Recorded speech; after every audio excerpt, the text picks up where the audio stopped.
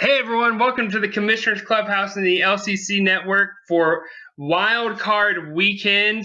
It's going to be a hectic week for fantasy football. A lot of people's futures are on the line, and with us today we got Jameson like always. What's going on, Jameson? Yeah, it's exciting. This is really exciting. In fact, when I was putting the show doc together, I was really stoked for this. So we've got Guess Who, but instead of players, we've got Owner Edition. Today we've got quick stats from the season. Woo! That's going to be a fun game. Quick stats from the season. We've got playoff and bowl seeding. We're not going to get too much into it because that's for tomorrow's episode, but we will kind of run through it. We've got general discussion questions, and if we've got time, we've got some tips for contenders and eliminated owners moving forward. If we can get to that. If not, I'll publish it on the website. But yeah, man, I'm super excited. We've got a lot packed into this. So are you ready to go?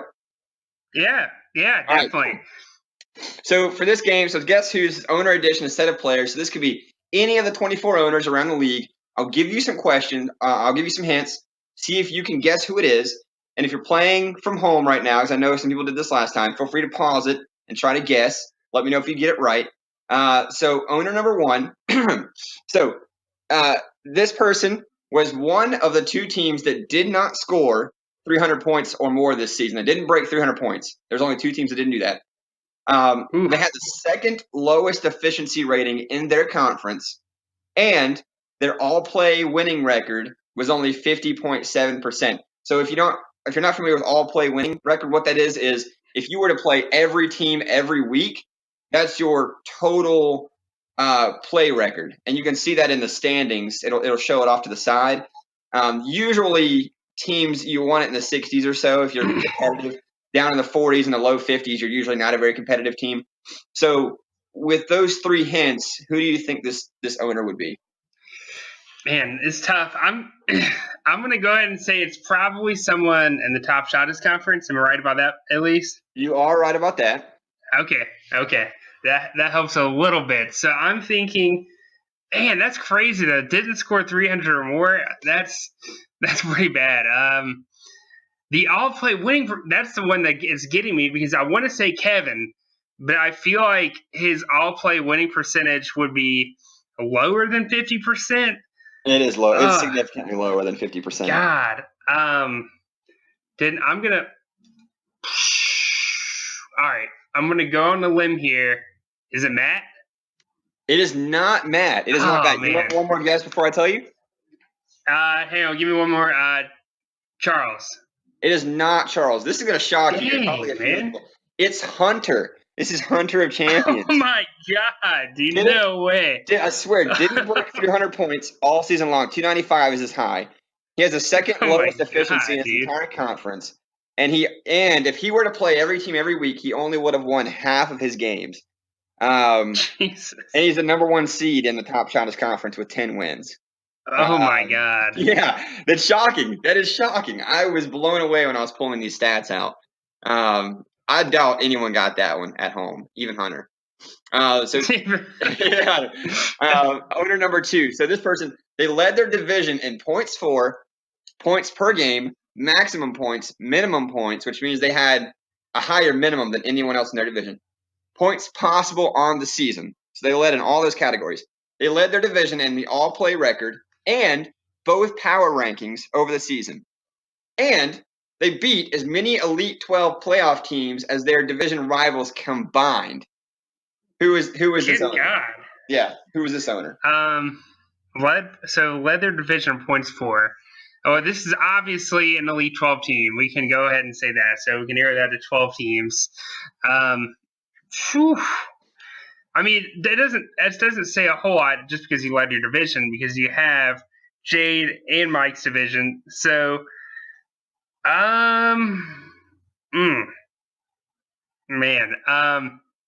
is it Tyler? No, it's not Tyler. It's not Tyler. Oh, because I know Tyler had all those tiebreakers, besides the fact that his record was really bad. One more guess. Hey, one more guess.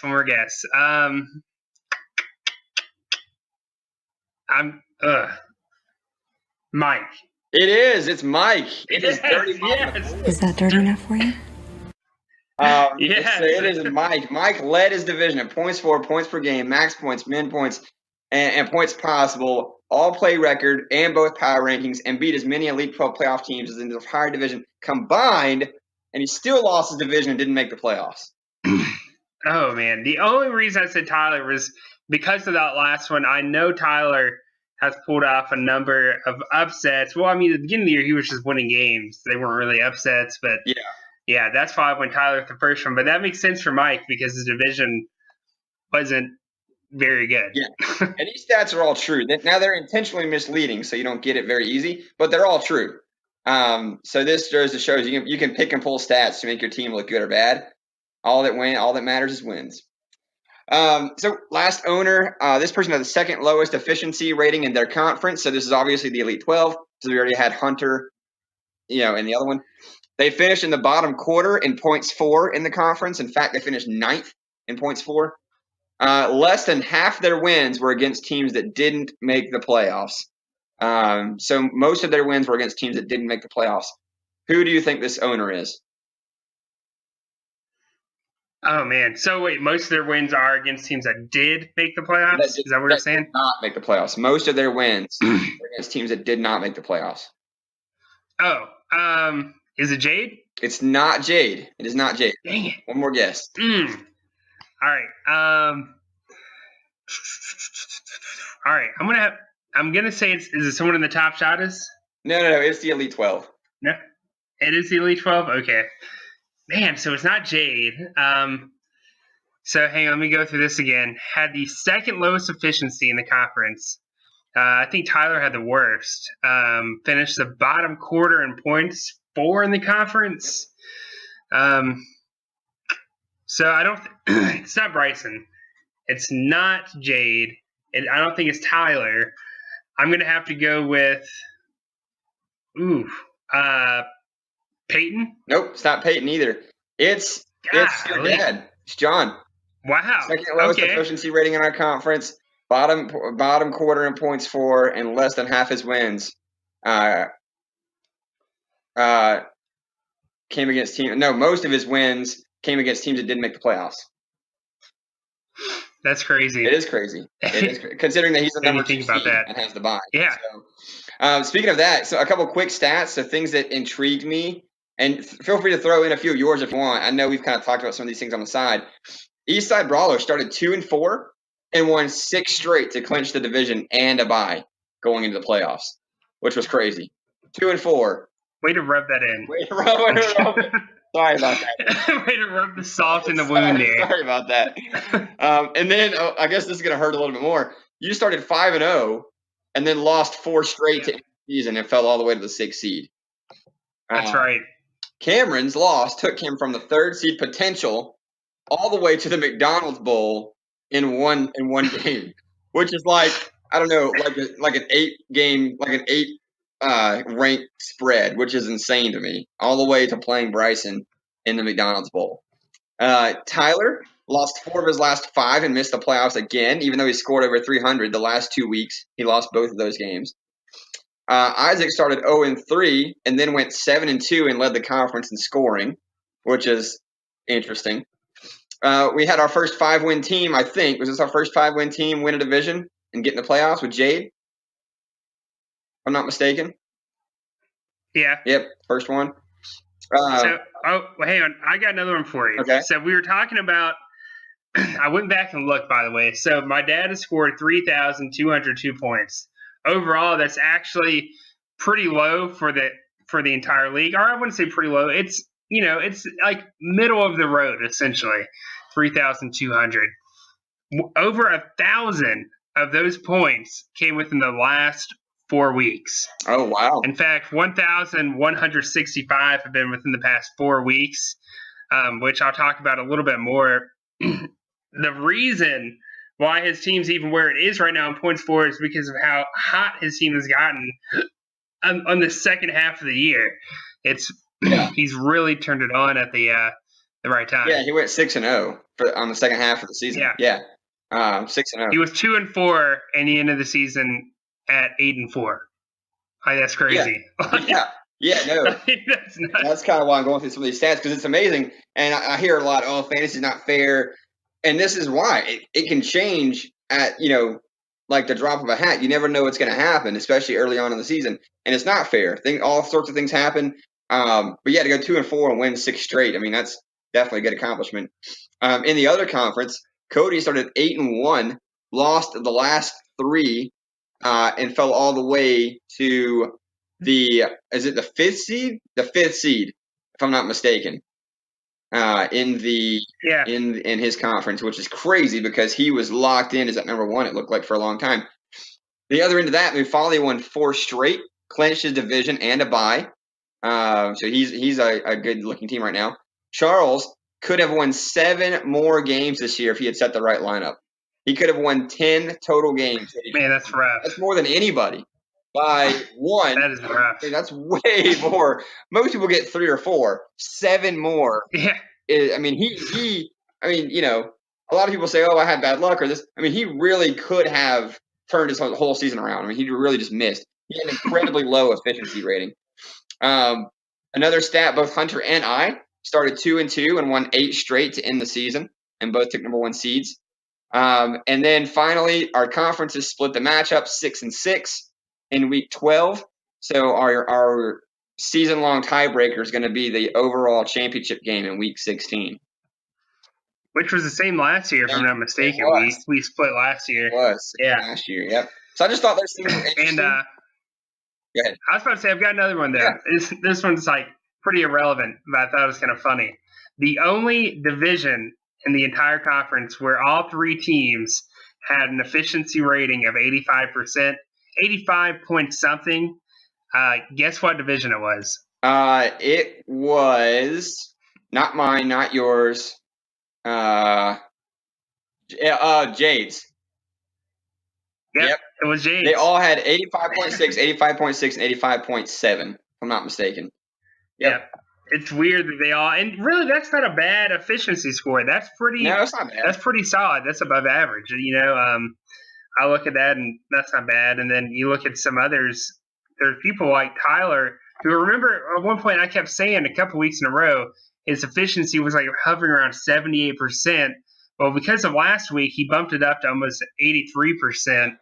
Kind of going on a tangent there, but still, I think efficiency does say a lot about your team. You can have the greatest team in the world, but if you can't start all the right players the right week, then none of that means anything. It doesn't matter anything. So, yeah, exactly. Yeah, exactly. No efficiency. There's definitely a correlation. The best teams in the league had some of the highest efficiency rankings. Not to like toot my own horn, but you had like 92%.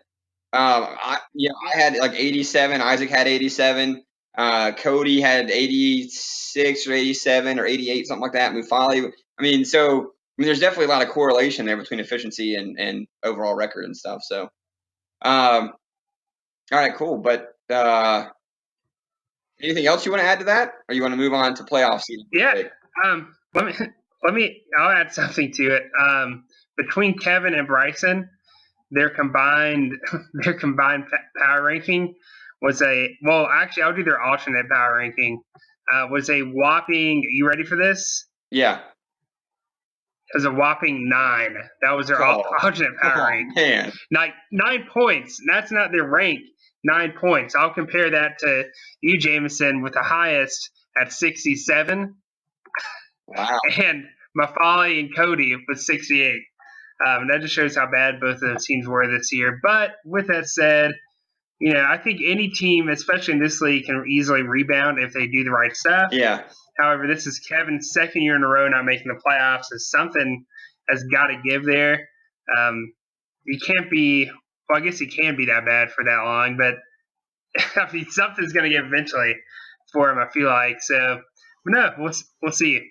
Yeah, no. Speaking of Bryson, can we have like a hashtag? If I make a hashtag right now, will people text it to me and we'll throw the winner in a hat, and I will personally, not from the website money or anything, I will personally send somebody a gift card if they'll send me this hashtag. Started from the Bryson, now we're here. And I mean that with all the love in the world. But if anyone is listening, if you will text me, get my number from anybody, text me, hashtag starting from the Bryson Now We're Here with your name. I will throw your name in a hat and I will announce the winner on tomorrow night's show, and I will send you a $20 Visa gift card or any gift card you want for $20. Yeah, because getting those texts throughout the day while I'm sitting at my office will just put a giant smile on my face. So Can I go and text you now? No, I'm just kidding. yeah, no, you're not eligible. You are not eligible. Yeah, so if anyone wants to do that, I'm down. Here's something else that's funny. There were only 5 teams that scored less than 3,000 points. Can you name all 5? That scored less than 3,000? Yeah. Jade, Bryson, Mike, Kevin, Charles. All right, you ready for this? I'm going to start from the bottom, so the lowest scoring team, to the tallest midget, if you will. Tallest midget. Kevin was the lowest with 2,487, followed by Bryson at 2,609, then Charles at 2,776, then Jade, who's in the playoffs, 2,866, and then Michael with 2,969. Oh, Michael. Okay, I missed on that one then. I said Mike. Yeah, that doesn't surprise me. And we'll talk a little bit about. Go ahead. Was that who you were referring to there, or were you referring to Mike, like in our conference? I was referring to Mike in our conference, but no, that makes more sense than Michael. No, actually, you know what's funny about Mike? Mike has outscored Colby, and he's outscored Jade, and he's outscored Abortion Clinic, all 3 in the playoffs. Wow. Man, Mike just got the bad end of the deal this season. Or something. He did. I don't know what happened. He outscored Jade by nearly 200 points for the year. Actually, take that back. No, yeah, basically 200 points. And that's kind of what all the stats didn't win the division. And the Guess Who is like, this guy actually performed better than anyone in his division. He just kind of got the raw end of the deal, I think, with some of the, he lost the tiebreakers and stuff. But Mike actually had a decent season in that regard. I don't want to say, he has a great team or anything, but he performed better than some of the playoff teams for sure, which is just another example of how fantasy is not fair. And the best teams may not always get in. So. But yeah, anything else? I like the stats. All right, last one. Out of the top 10 scorers in the league, how many of them didn't make the playoffs? Top 10? Yep, top 10 scorers in the league. How many did not make the playoffs? Peyton and Cameron. I want to say Jordan. Maybe. Let's say 2. I'll say 2. Okay. All right. So Jordan's actually not in the top 10. Okay. After last week, the top 10 out of the top 10, 3 teams did not make the playoffs, and all 3 were in our conference. Oh. Cameron, Peyton, and Tyler. Tyler. Okay. Gotcha. Way to make us look bad, guys. Well, actually, it's funny you say that. I think it definitely shows that there's a lot of competition in our conference, and not to say anything about the other conference, but the second worst team in our conference finished at 5-7, barely under 500. And I think that shows that in our conference, you saw it week to week. Anybody could beat anybody. I mean, Bryson almost beat you.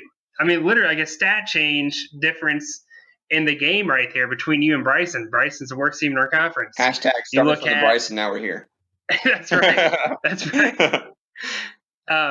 No, I just think it shows there was a lot of competition this year in our conference, which was pretty cool. Yeah, no, it was. Not if you miss the playoffs, but No, I looked at it. Everyone from Cameron all the way up to Tyler, which is like 5 teams, all finished 5-7. And I think Peyton finished 6-6, but no, and Jade. So there was like 6 teams, I think, that finished 5-7. So a lot of competition, a lot of duking it out in our conference. But it was fun. It was a fun regular season. I'm excited about the playoffs. Speaking of the playoffs, we've got some playoff seeding. We're not going to dive too much into things, though. Playoffs? Don't talk about it. Playoffs? You kidding me? Playoffs? So I didn't play any soundboards last week because I was kind of feeling under the weather. So I wanted to get a couple in this today, but So we're just going to kind of touch on some of the seeds, maybe some of the games that happened. We're not going to dive too much into them. That's tomorrow night's show. But here right off the bat, here we've got Colby and Daquan playing each other. So Daquan won his division. So what was 7-5? I'm not mistaken. He beat Isaac in week 12, clinched the 3rd seed. Right. Colby is the 6th seed. He got back in because he beat Cameron in week 12, and Jordan lost to me. Sorry, Jordan. So Colby is in against Daquan. That'll be a good game. We've got Cole, and we'll get to the history and stuff on the next show. But Cody and David. Cody, like we talked about, fell all the way to the 5th seed. David got the 4th seed, even though he lost in amazing fashion to Bryson. I mean, did you see that game? Yeah, Bryson just took it to him. I really wasn't keeping up with their game until I think Isaac texted in our group chat. I forgot his exact words, something about Bryson breaking 300. I'm like, really? And I go and look, I'm like, oh my God, like Bryson just scored like basically 2 weeks worth of points for him in 1 week. Yeah. You know? Yeah. I was hoping that he was going to like lead the league in points for this week, but we had a couple other people, Billy and Mufali, a couple others that scored really well too. But yeah, he just absolutely took it to him, which was crazy. So anyway, Cody and David are facing up in week 13. We've got you, the 6th seed, facing Billy, the 3rd seed. You guys played each other earlier this season. You already beat Billy, so I'm sure he's out for revenge. He won his division. It's gonna be a good game. It's gonna be a very good game. I've looked at the matchups. I'm not gonna get too much into it, but I think it's gonna be really close. We'll talk about that tomorrow when we do our bracket preview. Where we're gonna fill out a bracket and go through it. Whoop, whoop, everybody.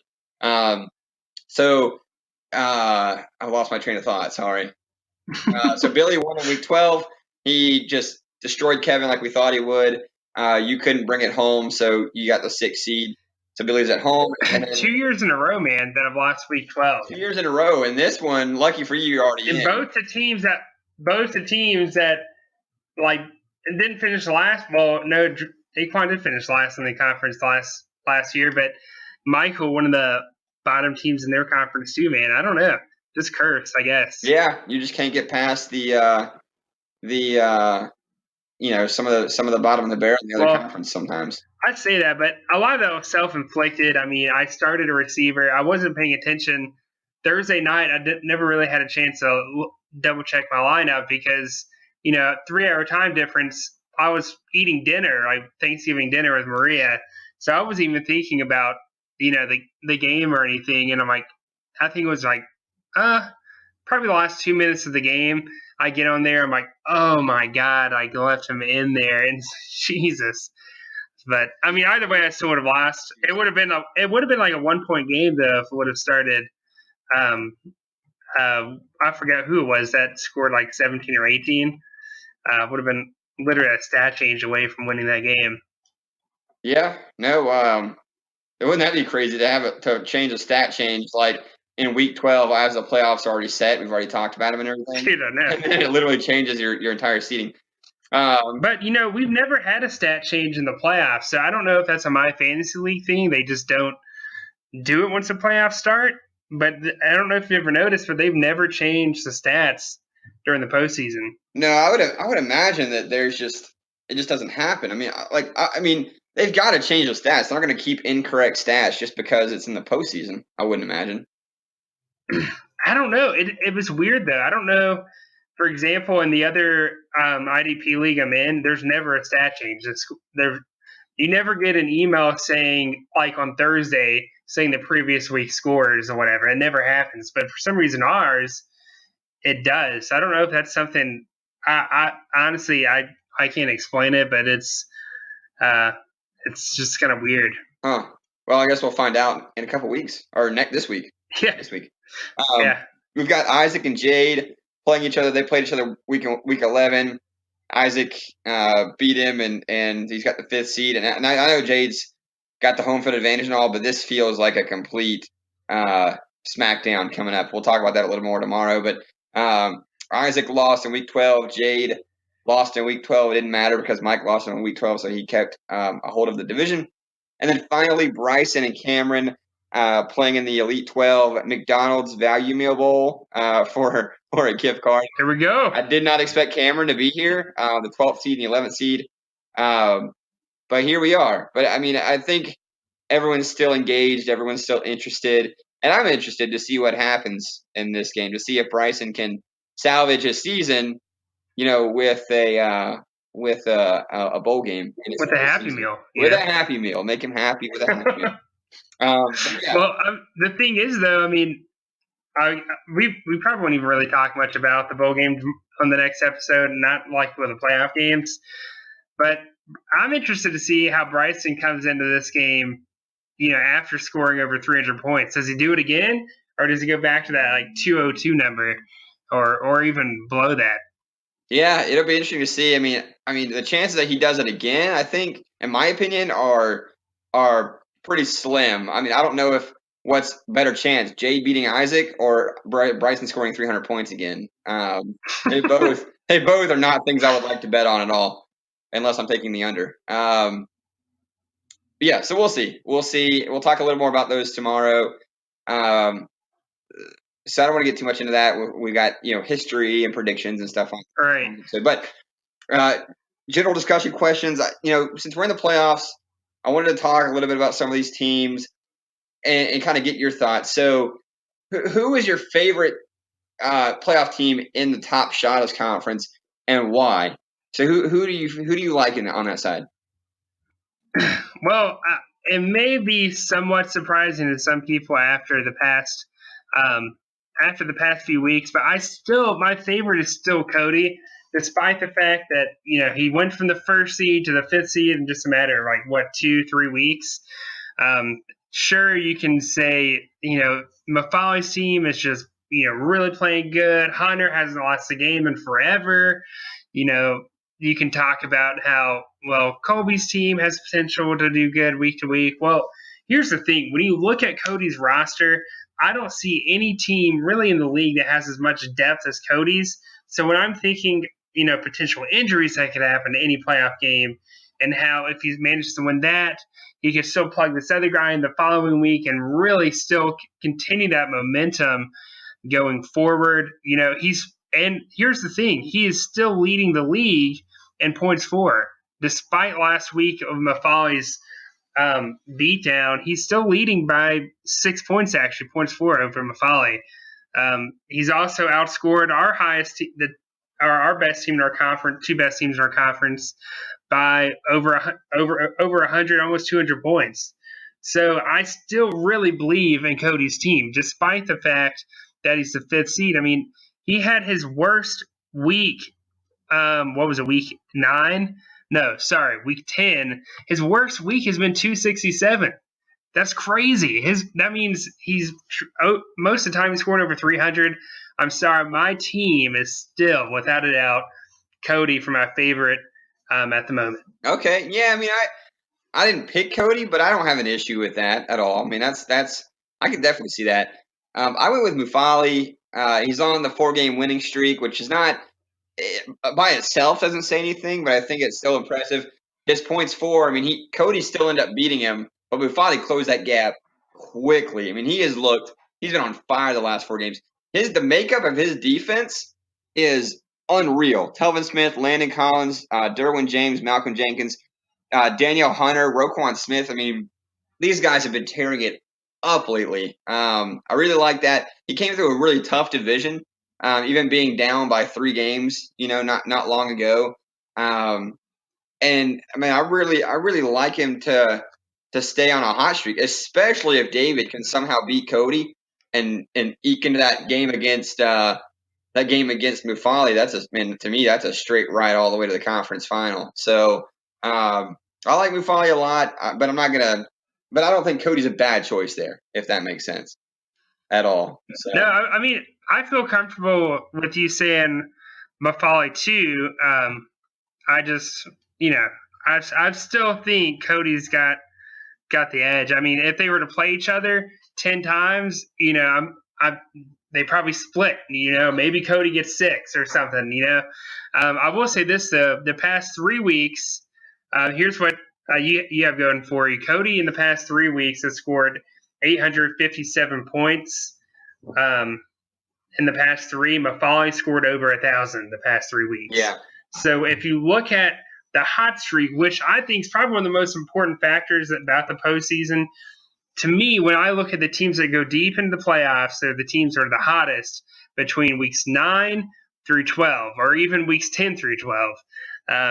And I can say that for myself because my team usually for the first 8 weeks or so does really good, and then I kind of start to see the points teeter a little bit after that, and then just somehow in the playoffs it just falls off a cliff and burns. Which is how you got your nickname from me. Yeah, playoff bound and down.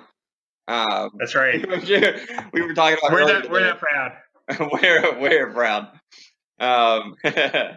So so I guess the other conference. Who's your favorite playoff team in the Elite 12, excluding us? So we're not going to pick us.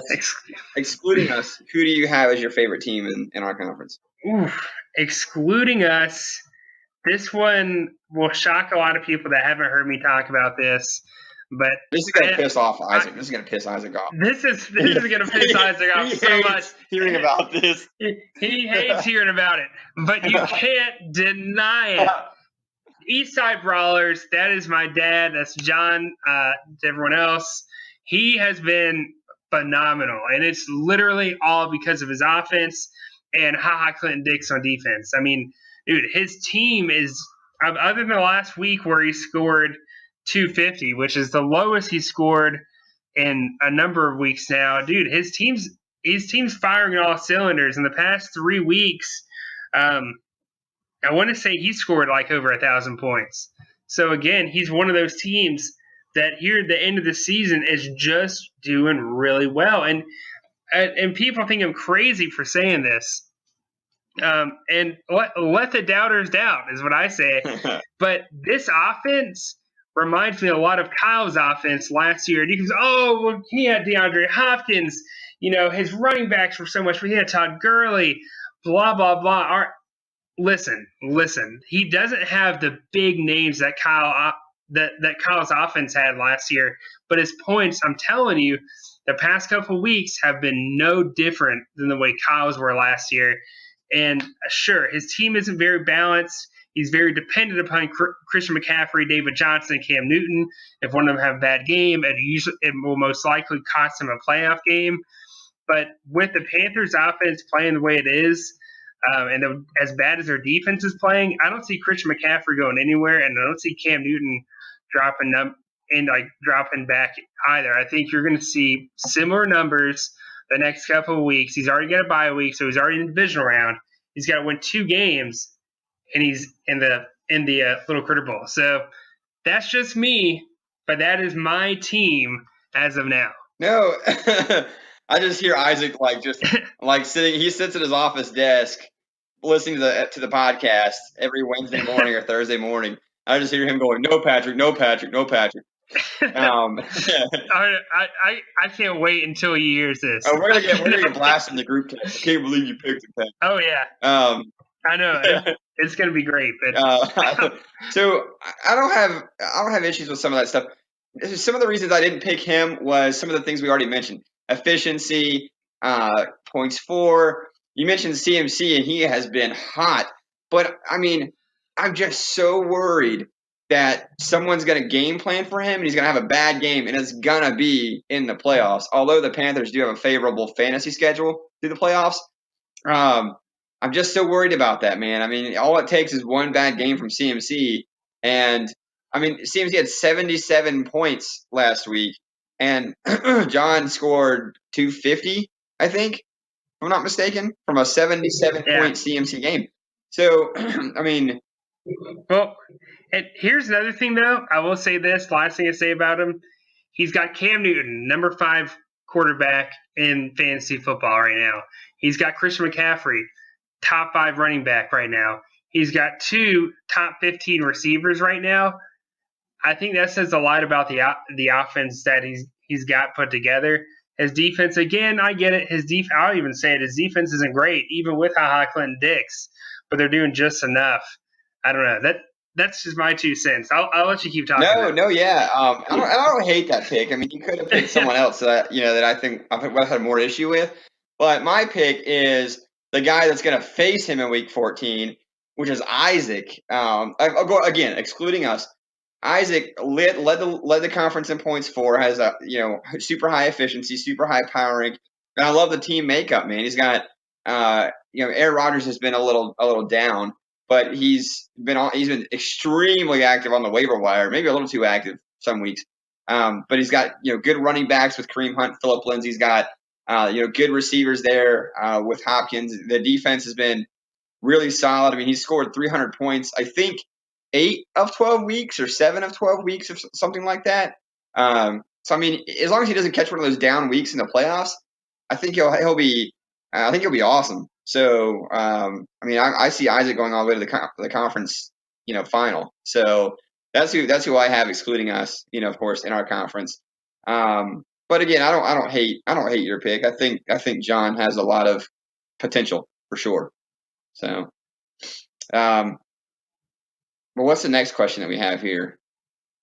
The next one is, which playoff teams are just pretenders and why? Yeah. So sorry, I had to stop myself. I almost said vice versa, like contender. But, no, yeah, pretenders. And this is relative to playoff seeding. I just want to start with that because we both picked the same person, and I don't want everyone to freak out and go, "Oh, are you crazy? What are you talking about?" This is relative to playoff seeding. We didn't want to pick the low-hanging fruit like David or Jade and say, "Oh, their record's bad, blah blah blah." I mean, those are things that are obvious. We actually want to contribute something to the show, some knowledge. So we both went with Hunter, the number 1 seed in the Top Shotters Conference, for some of the reasons that we already talked about earlier. Points incredibly low. Max points didn't break 300. He came from an extremely weak division. And his efficiency was incredibly poor, down by 82% or so. I looked at the roster, and it's not a bad roster at all. Don't get me wrong, it's not a bad team. I would still pick him over a few other people. But relative to playoff seeding, the number 1 seed with these kind of metrics, man, I don't believe it. I don't trust it. No, I don't either. Sorry, I was doing math. Dude, but, it hurts your head. No, take a break. That's right. So I majored in history education. Come on. No, but here's another thing that really just turns me away from Hunter as a playoff team, and the fact that right now he's lined up having to play either Colby, I believe he's a 6 seed. Am I correct about that? Colby? Yeah, Colby's the 6 seed. Right. So, I mean, even Colby, I feel like can at the 6 seed can beat Hunter, because here's the thing about Hunter. He is a middle of the road points for team. When you look at his team, he scored 3,202. He scored as much as my dad, who's really got most of his points at the tail end of the year. Hunter hasn't even scored over 300 at all, which exactly, which I had no idea until we just started recording this. Here's another crazy thing. You know what teams are ahead of him? You've got teams like Kyle, who's one of the worst teams in our conference this year. You have teams like my dad again. You have Jordan, who missed the playoffs. Tyler, who missed the playoffs, has outscored him. Peyton and Cameron have outscored him by a good margin. Hell, even myself, like you said, I've lost almost the majority of the games the second half of the year, and I've outscored him by a couple hundred. So I really don't see Hunter really going to be able to hold on to that number 1 seed. I really think he's going to be one and done. Whoever he plays, I think whatever wildcard team wins that is going to end up taking on Hunter. Sorry, just kind of spoiler alert for my bracket march. Spoiler alert for bracket review. And I just want to finish that again by saying that's like seed relative. I don't think he's a better team than David. I don't think he's a better team than Jade. I mean, no, sorry. I think he's a better team than David. I think he's a better team than Jade. So that's all relative to playoff seeding, not overall this is the worst team. So I just want to say that before I get a bunch of angry texts like, "Are you crazy? What are you talking about?" The only texts I want are hashtag started from the Bryson. Now we're here. So just remember that. So last question here. Which eliminated teams from any conference are a lock for a playoff spot next year, in your opinion? So what teams are out that you're like, man, they are in the playoffs next year? I'm going to go ahead just because of where he is with the first round pick and so forth. My lock for next year is Cameron. I really felt like this year's team was much better than a 5-7 record shows. And on top of that, you throw in the fact that he's still got a guy like Telvin Smith. Despite the fact that he's been relatively inconsistent at times, he's still a really good linebacker to have. He's still got solid pieces. He's got AJ Green he's going to be able to keep pretty cheap. Russell Wilson, I wouldn't be surprised if he doesn't keep him because he's going to have to overpay for him, which will free up even more early on draft picks. He's going to have a top 2 waiver pick, man. I mean, I'm telling you, that team's already loaded, and throw in the fact that he's going to have the 2nd overall pick in the draft, which Bryson's the team picking ahead of him. I have more confidence in Bryson making a smarter pick than him, so we'll see. No, yeah, Cameron was actually on my short list. I almost picked Cameron. In fact, I almost picked Cameron. I almost picked Jordan as well. Jordan came really, really close to being my team to get in. Unfortunately, I think what ended up separating it, Jordan was very close to this other guy, but I think roster talent right now is why I ended up picking this guy. So I'm choosing Peyton as my lock for next year. And I know what we said about Peyton early this season. We're like, oh, he's going 9-3, 10-2. He's going to tear it up, and he went 6-6. But over the second half of the season, he has been on fire, completely on fire. Points for, he skyrocketed power rank. He's in a division I think that's winnable. From year to year, it kind of can change hands. And his roster, man, Deshaun Watson, Saquon Barkley, Alvin Kamara, Keenan Allen, Odell Beckham Jr., Jared Goff, Calvin Ridley, tons of young talent that's only going to keep getting better. I said this last year, but I really think it's going to continue happening. If he can build a defense, this was his defense. Melvin Ingram, Roquan Smith, Bobby Wagner, Quentin Dunbar, Eric Reed. That was his starting defense in Week 12. Not a defense that's going to scare anybody. If he can make it's so funny though. Bobby Wagner last year, oh my God, so great. Yeah. This year, ugh. Yeah, well, the Legion of Boom or Doom or whatever they used to call themselves has completely collapsed, and Bobby Wagner's not worth anything anymore.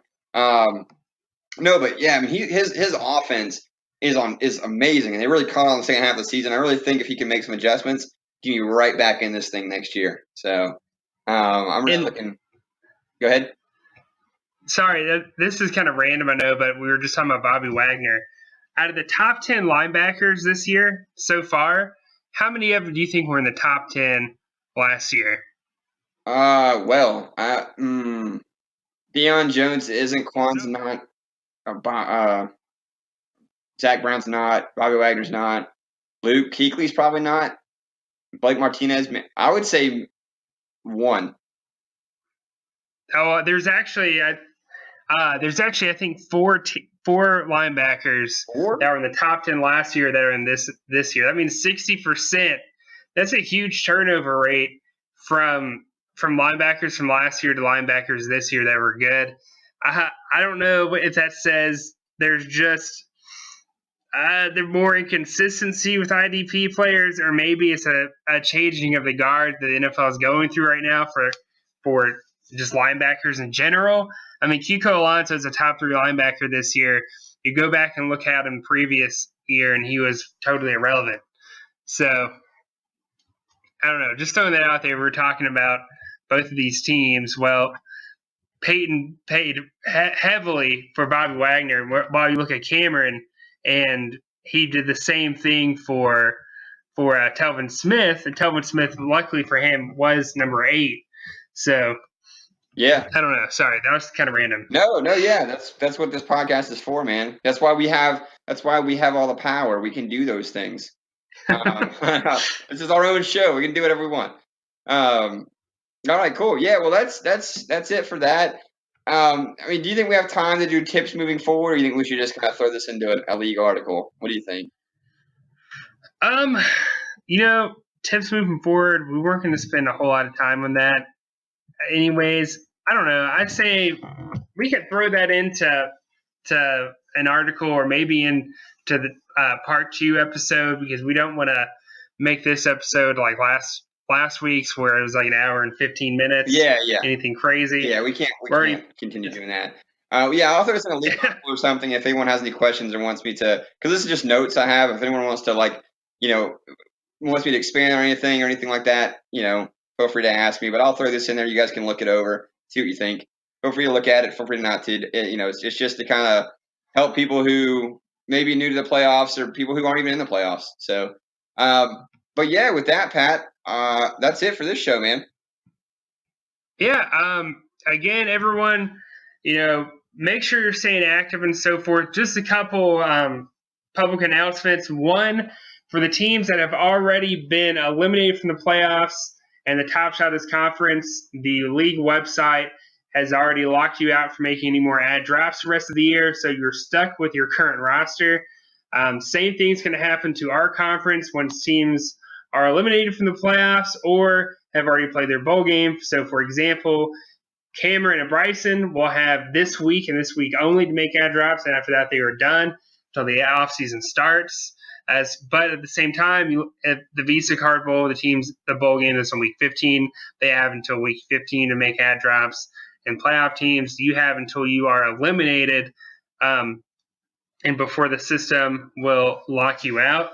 So again, if you are looking to make some ad drops and you are eligible to, make sure you're doing that and going ahead and think about next year, because especially for a team like Bryson or Cameron, why not drop someone that was your leading scorer this year if you're not going to keep him, and go get a guy that you think you may be able to keep really cheap that can get off the waiver wire free agency. Exactly. So there's that.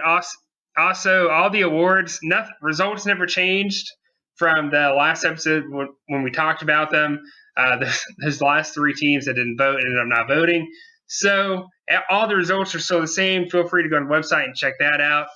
And for those of you that are like me and already thinking about the 2019 season, rule changes and rule change proposals will be here before you know it. So go ahead and start thinking about some of the things this year that either pissed you off that you want to see changed, or maybe there's some things that you feel very passionate about that you'd like to see tweaked.